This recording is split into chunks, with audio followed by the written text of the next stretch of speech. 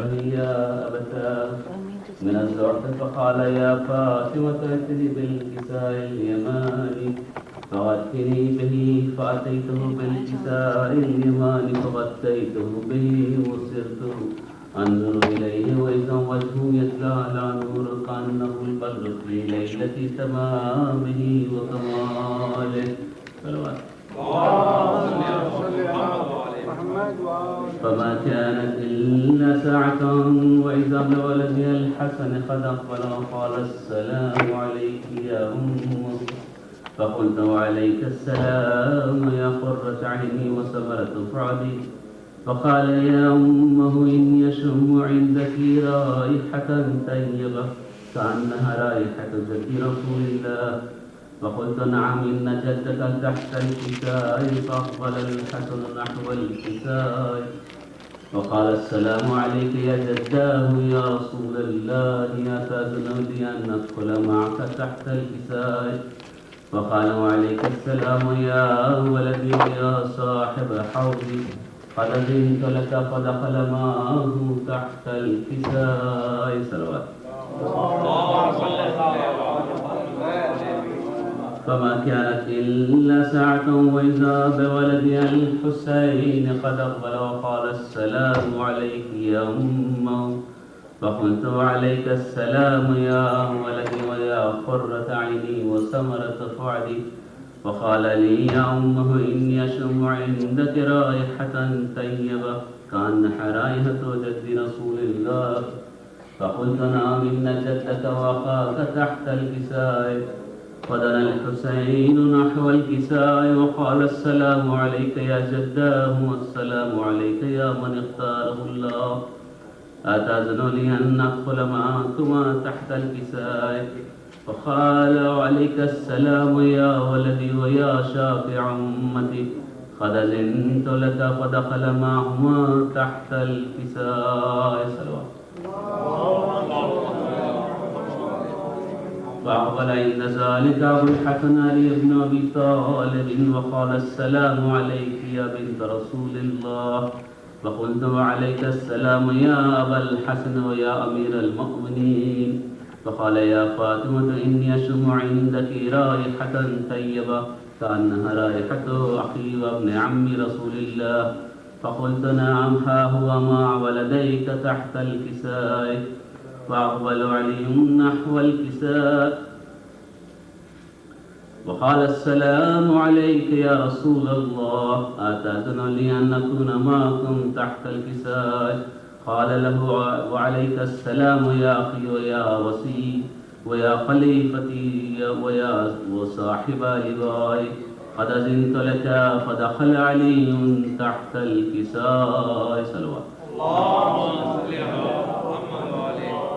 ثم أتيت نحو الكساء وقلت السلام عليك يا أبتاه يا رسول الله أتأذن لي أن أكون معكم تحت الكساء قال وعليك السلام يا بنتي ويا بضعتي قد أذنت لك فدخلت تحت الكساء. صلوات فلما اكتملنا جميعا تحت الكساء أخذ برسول الله بطرفي الكساء وأومع بيده اليمنى إلى السماء وقال اللهم إني هؤلاء أهل البيت وخاصتي وحامتي لحمه لحمي ودمه دمي يؤلمني ما يؤلمهم ويحزنني ما يحزنهم أنا حرب لمن حاربهم وسلم لمن سالمهم وعدو لمن آداءهم ومحب لمن أحبهم إنهم مني وأنا منهم فعجل صلواتك وبركاتك ورحمتك وغفرانك ورضوانك علي وعليهم وأذهب عنهم الرجس وطهرهم تطهيرا. فقال الله عز وجل يا ملائكتي ويا سكان السماوات إني ما خلقت سماء مبنية ولا أرض مدحية ولا قمرا منيرا ولا شمسا مزية ولا فلك يدور ولا بحر يجري ولا فلك يسري إلا في محبة هؤلاء خمسة الذين هم تحت الكساء. فقال الأمين جبرائيل يا ربي ومن تحت الكساء؟ فقال الله عز وجل هم أهل البيت النبوة ومعدن الرسالة، هم فاطمة وأبوها وبعلها وبنوها. صلوات. فقال جبرائيل يا ربي أتأذن لي أن أحبط إلى الأرض لأكون معهم سادسا؟ فقال الله نعم قد أذنت لك. فهبط الأمين جبرائيل وقال السلام عليك يا رسول الله. العلي الأعلى يقرأك والسلام ويخصك بالتحية والإكرام ويقول لك وعزتي وجلالي إني ما خلقت سماء مبنية ولا أرضا مدحية ولا قمرا منيرا ولا شمسا مزية ولا فلك يدور ولا بحر يجري ولا فلكا تسري إلا لأجلكم ومحبتكم، وقد أذن لي أن أدخل معكم، فهل تأذنون لي يا رسول الله؟ فقال رسول الله وعليك السلام يا أمين وحي الله إنه نام قد أذنت لك. فدخل جبرائيل معنا تحت الكساء. صلوات. فقال لأبي إن الله قد أوحى إليكم يقول إنما يريد الله ليذهب عنكم الرجس أهل البيت ويطهركم تطهيرا. فقال علي لأبي يا رسول الله أخبرني ما لجلوسنا هذا تحت الكساء من الفضل عند الله. فقال النبي والذي بعثني بالحق نبيا واصطفاني بالرسالة نجيا ما ذكر خبرنا هذا في محفل من محافل أهل الأرض وفيه جمع من شيعتنا ومحبنا إلا ونزلت عليهم الرحمة وحفت بهم الملائكة واستغفرت لهم إلى أن يتفرقوا. فقال علي وإذا والله فزنا وفاز شيعتنا ورب الكعبة. فقال أبي رسول الله صلى الله عليه وآله ثانيا يا علي والذي بعثني بالحق نبيا واصطفاني بالرسالة نبيا ما ذكر خبرنا هذا في محفل من محافل أهل الأرض وفيه جمع من شيعتنا ومحبنا وفيهم محموم إلا فرج الله همه ولا مغموم إلا وكشف الله غمه ولا طالب حاجة إلا وقضى الله حاجته. فقال علي إذا والله فزنا وسعدنا وكذلك شيعتنا فازوا وسعدوا في الدنيا والآخرة. صلوات. اللهم بحق محمد وأنت المحمود بحق علي وأنت الأعلى وبحق فاطمة وأنت فاطر السماوات والأرض وبحق الحسن وأنت المحسن وبحق الحسين وأنت قديم الإحسان. يا الله يا الله يا الله برحمتك يا أرحم الراحمين. صلوات.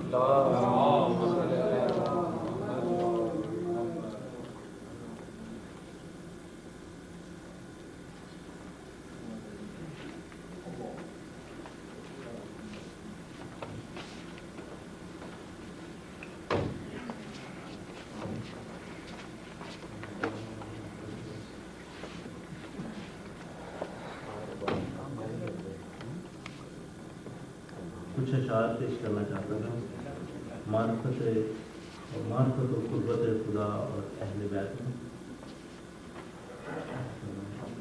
درود بھیجتا ہے.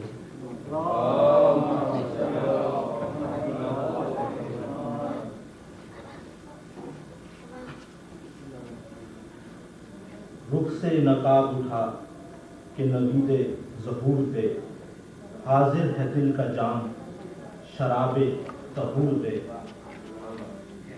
وہ میں پلا کہ جس سے طبیعت بھری رہے نس نس میں انما کی صبوری بھری رہے.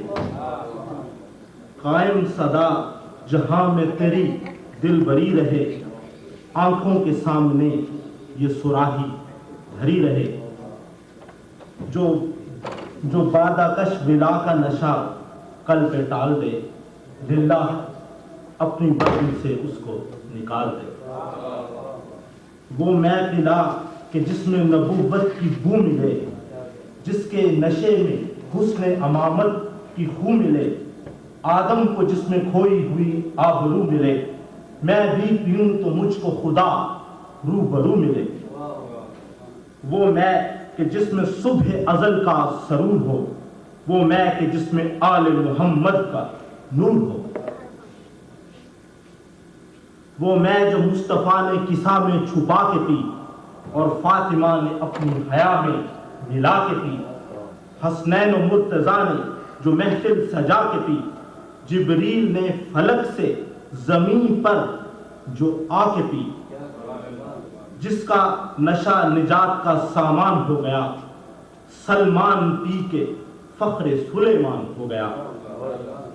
عیسیٰ نے پی تو اس کو مسیحائی مل گئی، موسیٰ کو اپنے رب کی شناسائی مل گئی، داؤد کو بھی طاقت گویائی مل گئی، یعقوب نے جو پی اسے بینائی مل گئی۔ وہ میں کہ جس کے کیف کا، وہ میں کہ جس کا کیف دلوں میں اتر گیا، یوسف نے پی تو چاند سا مکھڑا نکھر گیا۔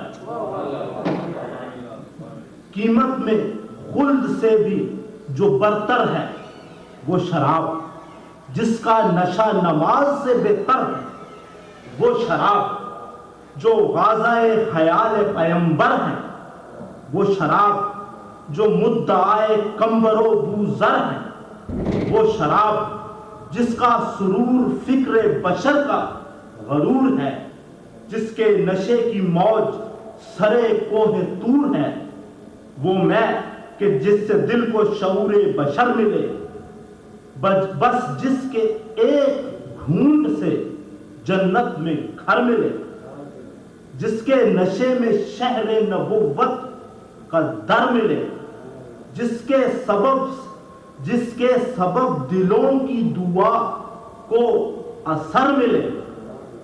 ایک رند کائنات میں بے باک ہو گیا، بہلول پی کے صاحب ادراک ہو گیا۔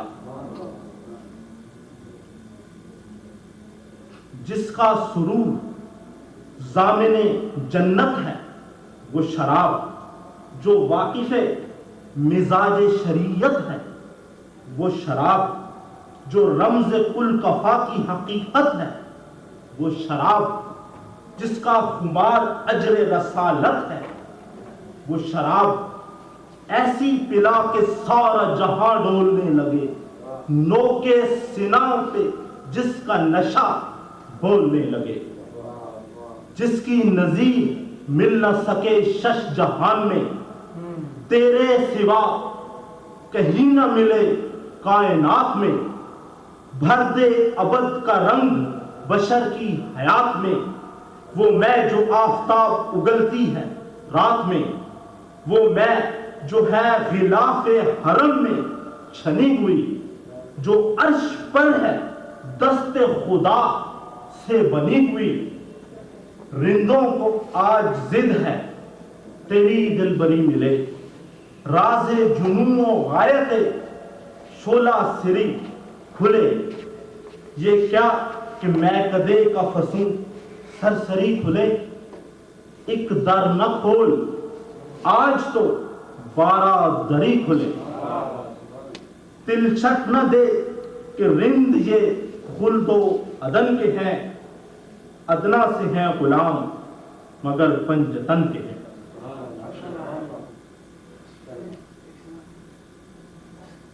محمد و آل محمد صلی اللہ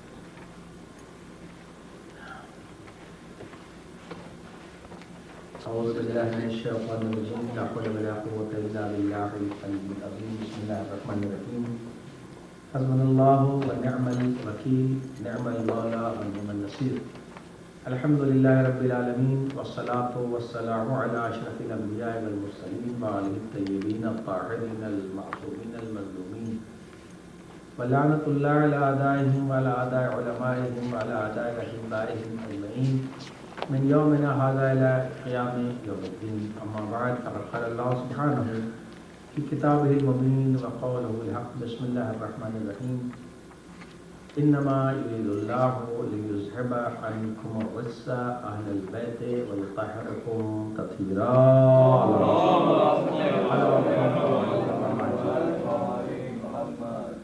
قرآن مجید کا مشہور و معروف ارشاد جس کی برکتیں ہمارے ساتھ الحمدللہ شامل حال ہے یعنی آیت تطہیر میں نے آپ کی خدمت میں اسے سرنامہ کلام قرار دیا ہے اور وقت کے اندر مجھے ختم کرنا ہے اس لیے کہ اس کے پہلے کی محافل و مجالس سے کے تاخیر سے ختم ہونے کا اثر آج کے مجمع پر دکھائی دے رہا ہے صلوات بھیجیں محمد علیہ محمد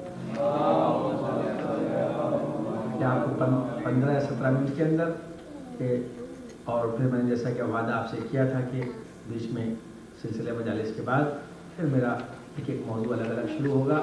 آج کا مختصر سا مضمون چونکہ جب انسان کوئی بات چھیڑے یا کوئی بات شروع کرے یا کوئی بات کہے تو اس کو معلوم ہونا چاہیے کہ اس کے آگے کیا ہے, اس کے پیچھے کیا ہے, اس کی حقیقت کیا ہے, چاہے وہ آپ کی زندگی کے معاملات ہوں اور چاہے وہ کوئی علمی مسئلہ ہو.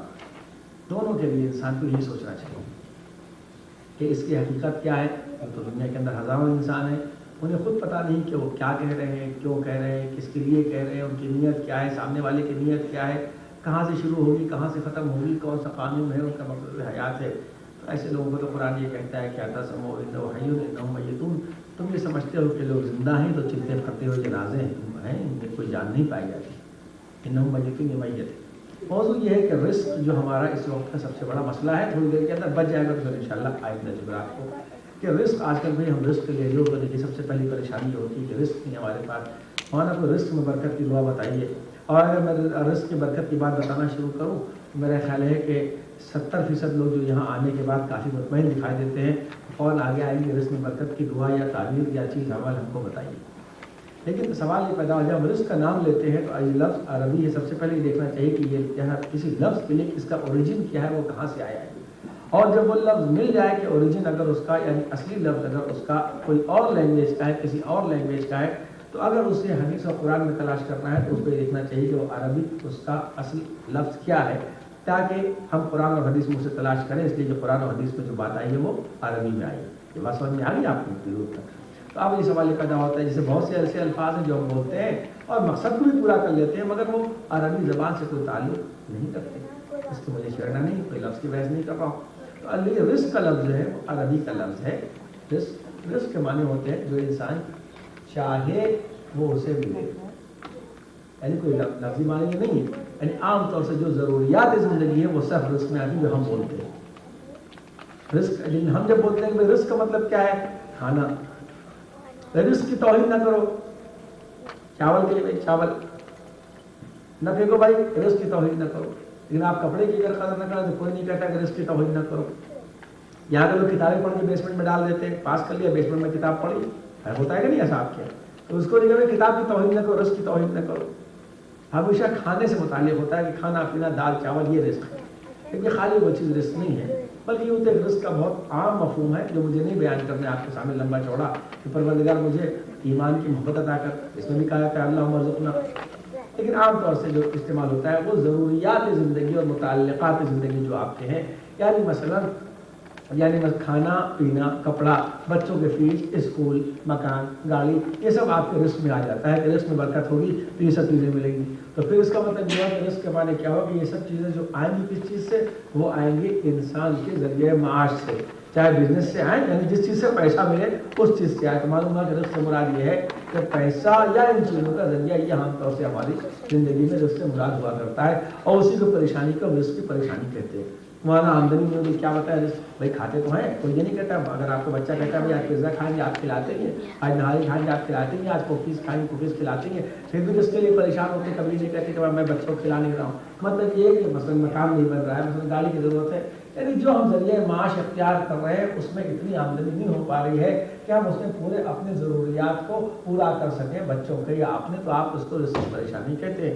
दूसरी रिस्क की परेशानी ये होती है कि बहुत ऊंचे लेवल पर थे, नीचे लेवल पे आके ज़रूरत तो पूरी हो रही है लेकिन वो नहीं रही जो पहले थी। पहले बच्चे जो थे वो अच्छी गाड़ी में जाया करते थे 1 लाख की गाड़ी में, अभी भी गाड़ी लेकर वो पोजीशन ले रही है, मुझे वो गाड़ी बेच कर 50,000 की गाड़ी लेनी पड़ी। पहले हम 10 लाख के मकान में 5 लाख के मकान में आना पड़ा, यानी अपने को जो स्टेटस बन गया था, ये लफ्ज़ सही में इस्तेमाल कर रहा हूँ ना, जो अपना ग्रेड बन गया था उससे नीचे आ रहे हैं, तभी उसे रिस्क की परेशानी कहते हैं कि ऐसा ना हो कि नीचे आते आते कहीं साइकिल पर ना पहुँच जाए, है ना। लेकिन गौर करते रहे। तो अब ये मुझे तो आपके सामने को उसकी तफसील या इल्मी उसकी डिटेल बयान करने से फिलहाल आपको कोई फ़ायदा नहीं है, ना मैं ऐसी बातें ज़्यादा जितनी ज़रूरी थी न ज़्यादा उसको बयान करने का आदी हूँ। ज़्यादा वो बयान करो जो आपके फ़ायदे की हो या जो आपको देना हो, कम से कम जो आप कर सकते हो, है ना। तो अब सबसे पहले उस पर 3 बातें हो गई कि रिस्क की परेशानी हमारी क्या होती क्यों है, रिस्क की परेशानी के असबाब क्या है। तवज्जो करें ना मेरे साथ, चले जल्दी घड़ी पर मैंने निकाह में देख रहा हूँ, मैं बहुत देर हो रही है और आइंदा वक्त पर कंट्रोल बहुत ज़रूरी है। तो रिस्क में ये देखा जाए कि रिस्क परेशानी क्यों होती है, और उसके बाद जब तक आप उसको दूर नहीं करेंगे, जब डॉक्टर दवा देता है तो पहले आप मर्ज को मारता है, उसके बाद हेल्थ की दवा देता है। पहले जब मर्ज पहले बुखार आ चाहे आप वीक हो जाए, लेकिन वो एंटीबायोटिक देगा, जब एंटीबायोटिक दे के बुखार खत्म हो जाएगा फिर वीकनेस का इलाज हो जाएगा। उसके बाद चाहे आप दूध पिए, चाहे टॉनिक पिए, चाहे कुछ पिए, पहले उसे तो दूर करें कि जो मर्ज आपको खराब कर रहा है, फिर टॉनिक आपको दी जाएगी, है ना। फिर समझ रहे हैं कि नहीं, तब ताकत की चीज़ आपको दी जाएगी। तो सबसे पहले उस असबाब और इलल पर गौर करना चाहिए कि वो कौन सी चीज़ें हैं जिनके बिना पर हम रिस्क की परेशानी, तो हमने अपनी उसके लिए एक तुल-तवील फहरिस्त है जिसको हम रोज़ाना सबसे पहले तो वाजिबात पर अमल न करने की बिना पर रिस्क की परेशानी होती है। आप समझो फरमा रहे हैं कि नहीं। वाजिबात पर हम आपको पूरा मेरा बयान मेरे दिमाग में है, मुहर्रम खत्म होने के बाद से लेकर और जितने बयान मेरे मुहर्रम के रब से लेकर शुरू हुआ था, नमाज वगैरह वगैरह, किसी और मदद में इंशाअल्लाह तो मेरी नज़र में है। तो एक और सलवात भेजने मोहम्मद वाले, तो वो हमारे लिए रिस्क के असबाब व इलल क्या है। मसलन के वाजिबात, मसलन नमाज नहीं पढ़ रहे हैं, घर में कोई नमाज नहीं पढ़ रहा है, उससे रिस्क की परेशानी होगी। नमाज जिसके लिए नहीं पढ़ी जाती, मगर नमाज न पढ़ने की जो नहुसत है वो घर के अंदर आएगी, है कि नहीं। खुमुस निकाल रहे, 2 तावीज़ लिखवा रहे हैं और खुमुस नहीं निकाल रहे। अगर हम खुमुस नहीं निकालेंगे, वाजिबात की पाबंदी नहीं करेंगे, हमको रिस्क की परेशानी होगी। तवज्जो फरमा रहे हैं कि नहीं। और ऐसे मसलन सुबह को काफिर भी अगर जागेगा, यानी सुबह की नमाज के वक्त से लेके जो दिन शुरू होने का वक्त है और सूरज निकलने तक, तो उसे रोज़ी मिलेगी। नमाज पढ़ने वाला भी सो जाएगा तो नमाज का तो उसे गुनाह नहीं पड़ेगा, लेकिन रोज़ी उसको इतनी नहीं मिलेगी। वाजिब की पढ़ने की मिल जाएगी, सुबह जागने की रोज़ी मखसूस है। सुबह को सोएगा आदमी तो रोज़ी उसकी ख़त्म होती है, सुबह को जागेगा तो रिस्क के फरिश्ते ज़्यादातर सुबह को आते हैं। तो कहा गया उस वक्त अब सुबह को सो रहे हैं, पूरा घर जो है पड़ा हुआ है, दिन निकल आया, रोज़ी में बरकत नहीं हो रही है। ये वो है जो हमारे असबाब वाले जिन रोज़ी पे गीबत करने से आदमी को, घर में गुनाह करने से रोज़ी आदमी को रुक जाती है। हम हरकत किए जा रहे हैं, दाने की कदर न करने से मालूम हुआ कि चावल पकाना है 1 kg, पका रहे हैं 1.25 kg, और पापड़ जो बच रहा है 250 ग्राम उसे उठा के फेंक रहे हैं कि ये चावल जो है इसकी ज़रूरत नहीं है, रोटी की कोई वो नहीं है। तो अब घर के अंदर इसकी कोई वो नहीं हो रही है। तो उससे मुराद देखिए, हमारे अंदर अमेरिका में मैंने एक बात ये देखी, आमतौर से घरों के भाई आप मेरे ऊपर इल्ज़ाम ना रख दिया कीजिए कि ऐसा होता नहीं है। मैं जब बहुत देख लेता हूँ, हज़ारों मतलब तजुर्बे, तब उसके बाद कहता हूँ खाने की तो इतनी तौहीन नहीं करते, लेकिन कपड़े की नाकदरी यहाँ बहुत है। कम से कम उसे जमा करके उस तहकीक को भेजे ज़्यादा बेहतर होगा, है ना। यहाँ तो कपड़ा लिया, रेडीमेड पहना और डाल दिया किनारे, होता है ना।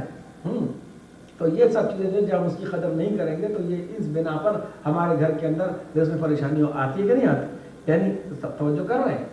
तो जमा कर इंशाल्लाह मैं एक मूवमेंट और शुरू करने वाला हूँ। यहाँ मैंने बहुत से लोगों के घरों में ये देखा कि अगर हाई स्कूल कर लिया तो कुछ लोग किताब जहाँ दे देते हैं और बेसमेंट में किताब को डाल देते हैं। किसी ने डॉक्टरी पढ़ ली तो जो अब डॉक्टर बन गया तो जो पीछे की किताब है वो अपना बेसमेंट में डाल देते हैं, पड़ी रहती है, कूड़ा बन जाती है। तो वो किताबें जितनी आप लोगों से हो सके वो मुझे ला के दें। मैं हिंदुस्तान से सोच रहा हूँ कि किसी कोई लाइब्रेरी बना दूँ, इसलिए कि वहाँ के लिए बहुत वो लेटेस्ट किताबें और वहाँ बड़ी महंगी 1000 रुपये के, तो वहाँ पर अगर बन जाएंगी मस्जिदों में, इमाम बाड़ों के अंदर लाइब्रेरी, तो जो वहाँ बेचारे पढ़ रहे हैं, किताबों का पैसा नहीं है, वो कम से कम उसे आके मुतालिया कर लेंगे। ये तो मैंने बीच में अपने इंशाल्लाह शुरू करूँगा। अभी फ़िलहाल सांप केचुर में जब चला जाता है तो बाहर आने में देर लगती है, صلوات بھیج دو محمد علیہ محمد. کسی جانتے ہیں کیا صاحب کیا آپ لوگ؟ ایک اور صلوات بھیجتے ہیں محمد علیہ محمد. اب یہ سب ہمارے اسباب. دیکھیے دو موضوع ہے الگ الگ، دو الگ الگ پڑھوں گا. آج رزق پڑھ رہا ہوں اور اس کے بعد مصائب مصیبتوں کی پریشانی الگ پڑھوں گا. تو یہ رزق کی پریشانیاں ہیں. اب جب ہم ان چیزوں کو اپنی زندگی میں خود پالے رہیں گے، لوگوں کی برائی کریں گے، روزی میں برکت نہیں ہوگی. تو جب ہم خود ان اسباب و علل کو، بیماریوں کو پالیں گے، تو یہ تو ہوگا نگیٹو پہلو جو انجام دیتے ہیں روزی کی پریشانی کے لیے. اب جب یہ چیزیں دور کر لیں گے ہم اپنے سے، گھر میں ہنس کے بیوی بچوں سے نہ ملنے سے، گھر میں وہ کچھ کہہ رہے ہیں، ماحول ہے کوئی چیز سیدھے منہ بات ہی نہیں کر رہا ہے، تو گھر کا برا ماحول بنانے سے، ان سب چیزوں سے آدمی کو رزق کی پریشانیاں آتی ہیں. اس کی طول و طویل فہرست ہے جو ہم اپنے گھروں میں شام کے وقت، یعنی جو مغرب کا وقت ہوتا ہے، دوپہر کے کھانے کے بعد سونے کو نعمت کہا گیا ہے، اور مغرب جب دونوں وقت ملتا ہے، جب سن سیٹ کا ٹائم ہوتا ہے، اس وقت کے سونے کو، sleeping on the time of sunset is very bad according to شریعت. میں ایک آدھ بات سے انگریزی میں کہتا ہے کہ بچے سمجھ. سب سے ہی بری چیز مانی گئی ہے کہ جو شام کو مغرب کی وقت سوئے کا، اس وقت اپنے بچوں کو حصار میں دو. شیطان سب سے زیادہ اسی وقت حملہ کرتا ہے. تو بات چلی نا موضوع کے مطابق کہ یہ رزق میں برکت نہ ہونے کے اسباب و علل ہمارے ہیں جو ہم اپنائیں. تھوڑے سے میں نے بیان کر دیے. اب ہم اگر اپنائیں، اس کے بعد جب آپ عمل کریں گے تو اس کی دوا یہ ہے کہ رزق میں برکت کیا ہے. کہا گیا خالی آدمی گھر کے اندر جب داخل ہو، چاہے دن میں 10 بار داخل ہو، تو اگر آدمی السلام علیکم کہے گھر والوں کو، تو کہا گیا اس میں رزق میں بے انتہا برکت ہوتی ہے. اگر کوئی نہ ہو گھر کے اندر تو کہا السلام علیکم یا رسول اللہ صلی اللہ علیہ وسلم کہہ دے. السلام علیکم بھی اس نیت سے کہہ سکتا ہے کہ ہم پہلے بیت کریں. سمجھتا ہے کہ نہیں؟ السلام علیکم یا اہل بیت النبوہ کہہ کے السلام علیکم ضرور کہے جب گھر میں پہلا قدم رکھے. تو کہا گیا اسی آدمی کے رزق میں جب گھر میں داخل ہو تو قل اللہ احد، یعنی پہلا سورہ قل اللہ پڑھے آدمی، تو اس سے اس کے رزق میں برکت ہوتی ہے. یہ الگ الگ پریشانی کے اسباب کا وہ الگ باتیں بیان کروں انشاءاللہ. اگر آپ یاد دلائیں گے تب آئندہ جمعرات کو. سمجھتے ہیں کہ نہیں؟ ابھی سے صرف رزق سے متعلق ہے کہ کیوں پریشانیاں، تو کیوں پریشانیاں جھیلتے ہیں. تو یہ رزق میں برکت ہمیں بتا دیا نا کہ ان چیزوں کو دور کریں. گھر بچوں کو صبح اٹھائے. میں نے ایسے گھر دیکھے جو لوگ صبح اٹھتے ہیں. بلکہ ہندوؤں میں یا کافروں میں جو برکتیں میں نے غور کی ہیں، یعنی کیا مطلب، کچھ لوگ ہندوؤں سے، تو ہندو کا کیا مطلب، جیسے ہندو ویسے عیسائی، اس کی تعریف کریں کیا، وہ یہ بھی تو خلاف اسلام ہے. ان کی کیا جو برکتیں ہوتی ہیں وہ اس کی کیا وجہ ہے، یہ بعد میں بیان کروں گا. اس لیے اب میں پڑھ چکا ہوں اس کو بہت. تو برکت کا مطلب یہ نہیں کہ برکت ان کے پاس بھی ہوتی ہے، ان کو کیوں یہ چیزیں مل جاتی ہیں زیادہ. مثلا صبح اٹھنے کو لیے مومن کی کنڈیشن نہیں ہے، جو اٹھے گا اسے روزی ملے گی. تو یہ ایک الگ موضوع ہے. تو یہ مسئلہ کہا کہ گھر کے اندر جب آؤ السلام علیکم کہو، خصوصاً قل اللہ پڑھو. نماز وقت پر پابندی کا، تلاوت جس گھر میں تلاوت کی جاتی ہے وہ گھر اہل آسمان کے لیے اس طرح چمکتا ہے اس روئے زمین پر جیسے زمین والوں کے لیے ستارے چمکتے ہیں. آپ آواز قرآن مجید کی تلاوت کرو، رزق میں برکت ہوگی تمہارے. یعنی چھوٹی چھوٹی چیزیں جو ہوتی ہیں وہ آدمی کے لیے بڑی وہ ہوتی ہیں. یہ میں امامہ رکھتا ہوں نا، کہ میں امامہ کو الٹا رکھ دوں تو رزق میں کمی ہو جائے گی. حدیث میں یہ کہ امامہ ہمیشہ ایسا رکھو جیسے جھانکی جیسے پہنے ہو ویسے ہی رکھنا چاہیے. اگر میں امامے کو ایسے رکھ دوں تو کہا کہ اس سے رزق میں برکت نہیں ہوتی. اس کا بھی ایک سلیقہ ہے. یہ آتا ہے میرا ڈپارٹمنٹ اسلام کے سلیقے میں.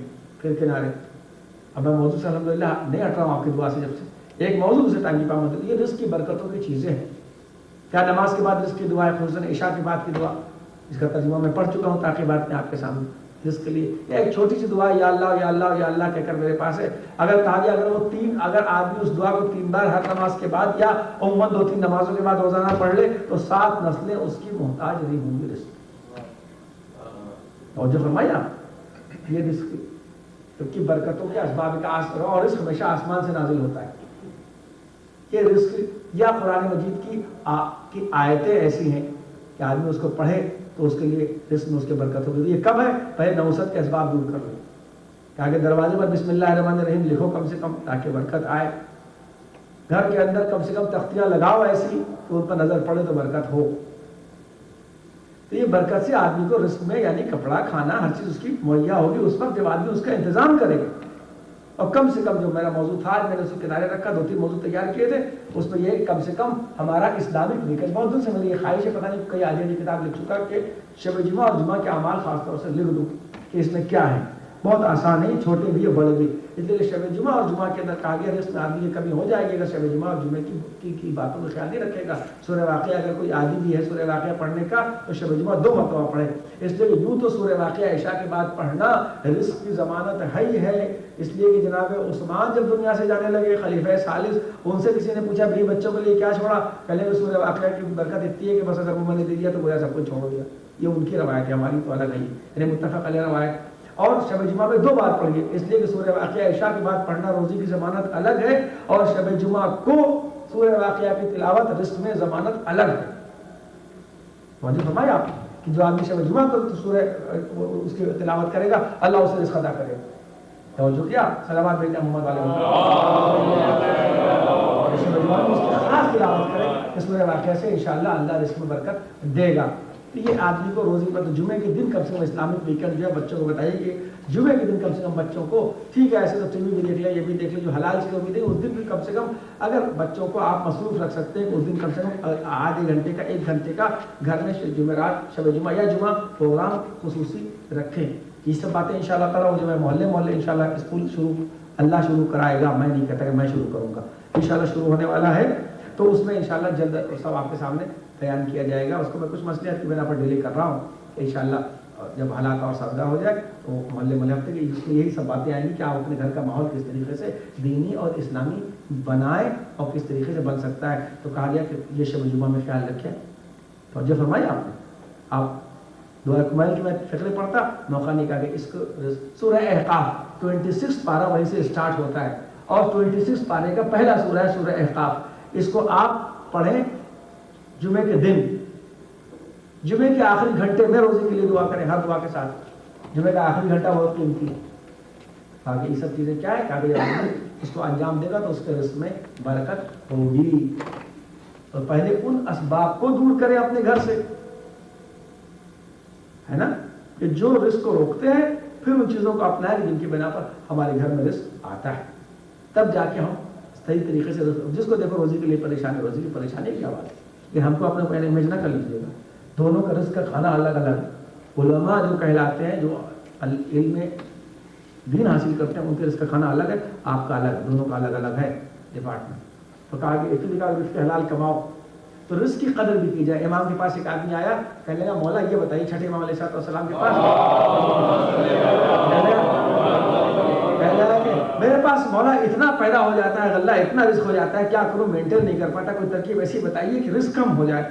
کیا کروں، اس کی قدر بڑی مشکل ہوتی ہے اسے مینٹین. اتنا غلہ پیدا ہوتا ہے، اتنا جانور ہے، اتنا میرے پاس مکان ہو گیا ہے کہ بڑھتی ہی جاتا ہے. میں کم کرنا چاہتا ہوں پھر بھی بڑھتا چلا جاتا ہے. کہا اچھا تو چنا کھایا کر جیب میں رکھ کے، جب تو گھوڑے پر چلا کر تو گھوڑے پر چلتے چلتے جیب میں رکھ کے چنا کھایا کر. ایک واقعہ یا ایک حدیث بیان کرتا ہوں ضرور تاکہ آپ یاد رکھیں. کہا کہ چنا جا کر جیب میں رکھ کے جب گھوڑے پر چلا کر تو چنا کھائے. کیوں؟ اس لیے کہ چل کر کھانے سے رزق میں کمی ہوتی ہے، کھڑے ہو کر کھانے سے رزق میں کمی ہوتی ہے. مجھے فرما رہے چل کر کھانے سے، یہ سب میرے بڑے گہرے گہرے ٹاپک میں دماغ میں ہے کہ کھڑے ہو کر کھانا کیا ہے. یہ سب کلچر کے ٹاپک میں آئے. کہا کہ چل کے کھاؤ. وہ کھاتا رہا. کہنے مولا آپ سے میں تو یہ پوچھنے آیا تھا کوئی ایسی ترکیب بتائیے کہ روزی کم ہو جائے.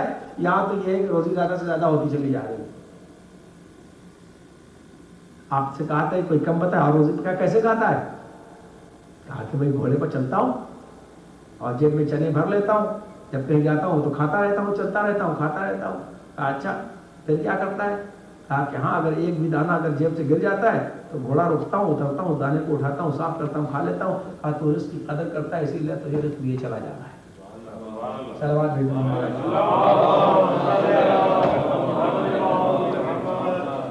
اور جو فرمایا آپ کا تو رزق کی قدر کرتا ہے. اس لیے ایک صاحب آئے، ہمارے ایک دوست ہے مولانا، میں اسے شاید بیان کر چکا ہوں. ان کے پاس کہنے ہم بہت پریشان ہیں مولانا، دنیا تعویذ کر کے تھک گئے لیکن رزق کی اس سے زیادہ گھر میں بہت پریشانی ہے، کیا کریں، روزی نہیں ہے. نہیں تو ایسے استخارہ کر دیجیے، استخارہ کر دیجیے کہ میں کیوں پریشان ہوں. یہ استخارہ غلط ہے. لیکن جب وہ بہت کہنے لگے تو مولانا نے کہا میں قرآن کھول دیتا ہوں، آپ آیت پڑھ لیجیے گا چونکہ آپ مومن ہیں، بہت خوشامد کر رہے ہیں، ورنہ ایسا استخارہ نہیں ہوتا. استخارے میں کوئی شر ہوتا ہے کہ یہ کام کریں کہ نہ کریں. انہوں نے کہا ٹھیک ہے قرآن ہے، جواب تو ضرور مل جائے گا. انہوں نے قرآن کھولا کہ یہ کیوں پریشان ہے، ان کے کہنے پر مومن کا دل رکھنے کے لیے جب کھولا تو اس کے اندر آیت نکلی وَأْمُرْ أَهْلَكَ بِالصَّلَاةِ، اپنے اہل و عیال کو نماز کا حکم دو. انہوں نے کہا دیکھیے شاید آپ کے گھر والے نماز نہیں پڑھتے اس لیے پریشانی ہے. قرآن ہے، جواب ضرور مل گیا. صلوات علیہ محمد علیہ پریشانی کے اسباب یہ ہیں، اور جو دوسرے کو پریشان کرے گا اس کو تو پریشانی آئے گی. یہ تو متفق ہے. میں یہ قرآن کی ایک ہی آیت بار بار پڑھتا ہوں، کچھ باتیں جو بہت دہراتا ہوں اپنی مجلس اور یہ قرآن کی ایک ہی آیت ہے جس کو یہودیوں نے نہیں مانا ہے، عیسائیوں نے نہیں مانا ہے، ہندوؤں نے نہیں مانا ہے، لازم مذہب نہیں مانا ہے. دنیا کا کوئی انسان ہو، کوئی مذہب ہو، سب نے ایک آیت قرآن کی ہر آیت مانی. ہم نہ مانی، غلط ہو سکتی ہے، صحیح ہو سکتی ہے، کچھ ہو جائے، لیکن یہ ایک آیت ہے جس کا ہم انکار نہیں کر سکتے. بار بار میں اس کو شاید بہت دہراتا ہوں. ایک آیت ایسی ہے کہ قرآن کے دنیا کے ہر مذہب نے کہا. سب اس پر میں کہیں پڑھوں گا تب یہ وہ کون سی آیت ہے؟ وَمَن يَعْمَلْ مِثْقَالَ ذَرَّةٍ خَيْرًا يَرَهُ وَمَن يَعْمَلْ مِثْقَالَ ذَرَّةٍ شَرًّا يَرَهُ، کہ جو دنیا کے اندر ذرہ برابر بھی خیر کرے گا تو اسے دکھائی ضرور دے گا، اس کے سامنے ضرور رہے گا. اور کوئی اگر ایک ذرے کے برابر بھی شر کرے گا تو اس کو ضرور دکھائی دے گا. ابھی آیت اللہ خامنہ اپنی تقریر میں اس سے پہلے کی، جو ابھی جناب زینب سلام اللہ علیہ کی پیدائش پہ آپ تقریر کر رہے تھے، تو اس نے آپ نے کہا کہ میں نے جمعے میں دہرایا تھا، جمعرات میں نہیں دہرایا تھا، اسے دہرا دوں. تو آپ نے فرمایا کہ ذرے سے مراد کوئی کنکری مت سمجھنا. اس ذرے سے مراد وہ ذرے ہیں کہ اگر کسی کمرے میں سوراخ ہوتا ہے، اس میں سے جب کوئی روشنی آتی ہے تو اس میں جو ہلکے ہلکے ذرے دکھائی دیتے ہیں، اور آدمی کی آنکھ سے آنکھ نہیں دکھائی دیتے، چھوٹے چھوٹے بالکل گر سے بھی چھوٹے، اتنے برابر بھی خیر کرو گے تو دکھائی دے گا، اور اتنے برابر بھی شر کرو گے تو دکھائی دے گا. یہ آیت ہے، دنیا کا ہر آدمی مانتا ہے. سب سے پہلے تو ہم یہ کوشش کریں کہ ہم دوسروں کے لیے خیر بنے، ہم دوسروں کے لیے شر نہ بنے. یہ سب چیزیں ہمارے روزی اور پریشانی کے موضوع میں بات کے لیے رکھا ہے. اس لیے نہیں، رزق میں رکاوٹ کی باعث بنتی ہیں جس کی وجہ سے رزق ہمارے پاس نہیں آتا ہے. اس بنا پر ہمارے فرض ہے کہ ہم ان چیزوں کی عادت ڈالیں. تو خوشی میں کہا شب جمعہ اور جمعہ کے اعمال چھوٹے بڑے ترتیب دے کے لکھا تو ہے، انشاءاللہ آپ کے سامنے پھر کبھی اس کے بعد کسی مجلس میں پڑھ دوں گا. یہ ہم روزی کی چیزوں کو اپنے دل میں آتا ہے. یعنی بچے کو آپ پیار کرتے ہیں، اللہ رزق میں برکت دیتا ہے. بھائی بھائی کو پیار کرتا ہے، اللہ رزق میں برکت دیتا ہے. کہ آپ محبت کا ماحول پیدا کر رہے ہیں. یا آپ سمجھ رہے ہیں کہ یہ چیزیں ہر عمل پوری زندگی جو میں مستقل جیسے جمعرات جمعہ پڑھنے کی کوشش کرتا ہوں، جمعرات میں جا کر ذہن بنا رہا ہوں، اور میری بھی ویسے انشاءاللہ بن جائے کہ پورا ثواب کا کہ آدمی ایک باپ کہا گیا کہ ایک ماں یا باپ جو اپنے بیٹے کو پیار کرتے تو ان کے گناہ اس طریقے سے دھلتے ہیں کہ اس طریقے سے دھلتے ہیں جیسے پانی سے کسی گندگی کو دھویا جاتا ہے. اس لیے کہ آپ اللہ کے لیے کر رہے ہیں پیار. رزق میں برکت کی بات ہے. تو رزق کیسے ہوگی؟ تو معلوم ہوا کہ کمانے میں اتنا جٹے ہیں دن رات کہ نہ بچے کو پیار کرتے، نہ بچی کو پیار کرتے، نہ ملتے کہ ایک ہفتہ لڑکے سے ملاقات نہیں ہوتی. غیرت بھی اتنی ہو چکی، کہتے کتنے لوگ دم ہو گئے. اگر یہ پریشان حال ہے، بھوکے مر رہے ہیں تو ٹھیک ہے کر لیجیے. جب اللہ نے دیا ہے تو کیوں کما رہے ہیں؟ انہیں بچوں کے لیے تو کما رہے ہیں. کم توجہ فرما رہے ہیں کہ نہیں؟ کیوں نہیں ملتا؟ آپ کہتا کس نے منع کیا؟ جب آپ اپنے بچے کو پیار کرتا ہے، اس سے محبت کرتا ہے، تو اس کے لیے اس کے گناہ معاف ہوتے ہیں. توجہ فرمایا. تو اس لیے یہ تمام جب تک ہم ان اسباب کو دور کریں جن سے رزق ہمارا رکتا ہے، تب ہم ان چیزوں کو اپنائیں جن کی بنا پر رزق آتا ہے. صبح دیر تک مسلے پر بیٹھنے سے رزق آتا ہے. عشاء کے بعد، نماز عشاء کے بعد اگر اول وقت آپ پڑھیں، جیسا کہ آپ مجھے دیکھتے ہیں، چونکہ اس لیے میں نے لفظ میں کہتے نہیں کہتے کہ باہر نکلتے ہو، نماز عشاء کے بعد خصوصی طور سے زیر آسمان کوئی خاص دعا نہیں پڑھتا ہوں. زیر آسمان عشاء کے بعد دعا کرنے سے دعا قبول ہوتی ہے. کوئی آدمی دعا کرے. اور یہ تو آیت اللہ خمینی کے معمولات میں تھا کہ آپ نماز عشاء کے بعد کافی دیر تک آسمان نیچے کھڑے رہتے. سوچیے آپ. تو اس طریقے سے بہرحال آدمی اور ہر چیز ہماری قبول اس وقت تک نہیں ہو سکتی، اس لیے کہ جب تک ہم اہل بیت کا واسطہ کریں. اس لیے کہ ہم تو اہل بیت کے ماننے والے ہیں. اگر کھانے پینا رزق ہوتا تو آٹا اللہ کے پاس زیادہ رزق ہے. اصل رزق تو وہ رزق ہے کہ جو اس محبت کی سلامتی کے ساتھ مل جائے کہ جو ہماری نجات کی ضمانت ہے. اور جو فرمایا آپ نے، اس لیے کہ وہ کربلا کے میدان میں ایسے غیرتدار بچے تھے کہ آپ یہ تو سنتے ہیں کہ سب نے التش کی آواز بلند کی، لیکن کسی روایت میں یہ نہیں ملتا کہ کسی بچے نے الجو کی آواز بلند کی ہو. اس لیے کہ جو کے معنی عربی میں بھوک کے ہوتے ہیں، آتش کے معنی عربی میں پیاس کے ہوتے ہیں. لیکن الجو کی ایک آواز بھی نظر آتی کسی بچے نے یہ کہا ہو کہ اس 3 دن کی بھوک اور پیاس کے اندر بھی 11 محرم میں بھی کسی بچے نے کہا کہ ہمیں بھوک لگی ہوئی ہے. نہیں، بھوک اس لیے کہ کھانے، اس لیے کہ پانی پر کسی کا حق نہیں ہوا کرتا. اور سامنے وہ دریا بہ رہا تھا کہ جس پانی ہر ایک کے لیے عام تھا، لیکن چاروں طرف سے آواز وہ میرے ساتھ یہی گونج رہی تھی کہ اگر یعنی اس میں تو بڑا برا لفظ ہے جو میں ممبر سے استعمال نہیں کر سکتا کہ اگر ساری دنیا کے کتوں کو ہم پانی پلا سکتے ہیں، اللہ اکبر، میں کیسے اور لفظ، اس سے برا لفظ ہے کہ ساری دنیا اگر پانی ہو جائے، ساری دنیا کے ہم جانوروں کو پانی پلا سکتے ہیں، لیکن ہماری کوشش کی ہوگی کہ حسین کے بچوں تک پانی نہ جانے پائے۔ اسی لیے شاید حسین نے کربلا کے میدان میں یہ کہا تھا کہ لیتکم فی یوم عاشوراء جمیعا تنظرونی، اے میرے شیعو کاش تم کربلا کے میدان میں ہوتے تو یہ دیکھتے کہ بچے کے لیے پانی کیسے طلب کر رہا ہوں، اور جب تم کبھی ٹھنڈا پانی پینا تو یہ یاد کر لینا کہ کم طریقے تمہارا شیعتی ما ان شربتم ما بن فسرونی او سمعتم بغریبین و شہید فندمونی، کہ اے میرے شیعو جب کبھی ٹھنڈا پانی پینا تو میری پیاس کو یاد کر لینا کہ تمہارا آقا پیاس کے عالم میں اس دنیا سے گیا تھا۔ الہی و سیدی و مولا، پروردگار ہر خیر عطا فرما، ہر شر دور فرما، ہمارے وجود کو ہر جگہ مجسم خیر قرار دے، اپنی رحمتوں کو نزول میں اضافہ فرما۔